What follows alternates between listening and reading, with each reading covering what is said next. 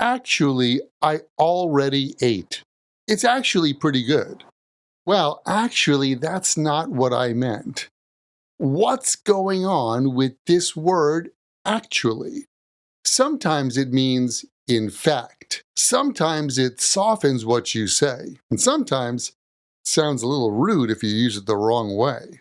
So how can you really use actually in everyday conversation? Actually, that's what we're going to look at today.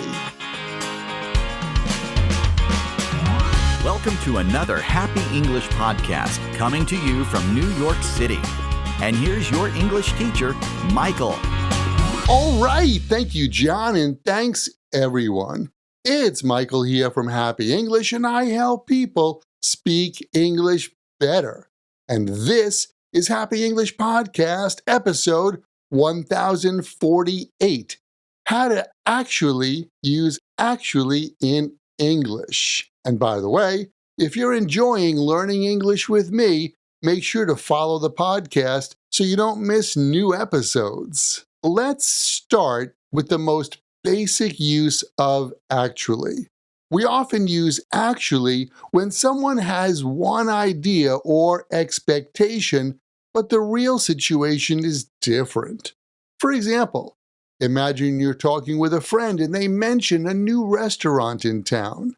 And they say, "Oh, I heard that restaurant is really expensive." You can reply, "Actually, I checked it out last weekend. It's pretty reasonable." Here, actually introduces information that's different from what the other person expected. Here's another example.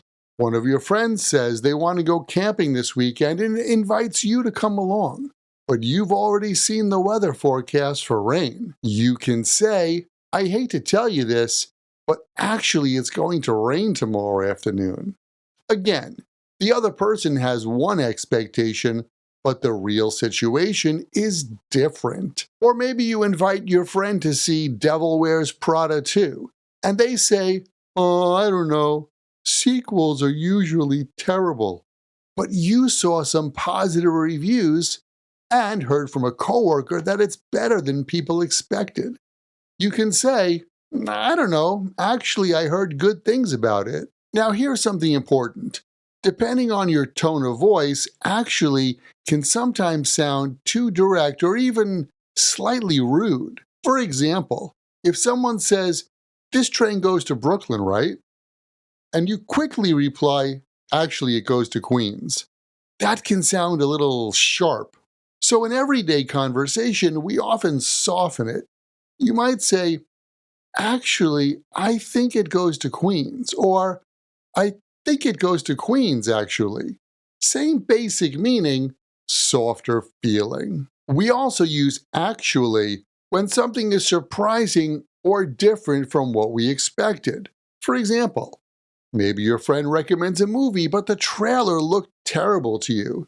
And then after you watch it, you could say, "You know, that movie was actually pretty good." In this case, actually shows that your real opinion was different from your expectation. Or imagine you spent all week worrying about a difficult exam at school.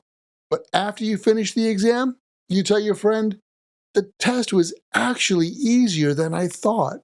Again, actually shows surprise or contrast between what you expected and what really happened. And here's one more idea. You can use actually to gently change the direction in a conversation. For example, imagine someone invites you to dinner and you want to say no politely.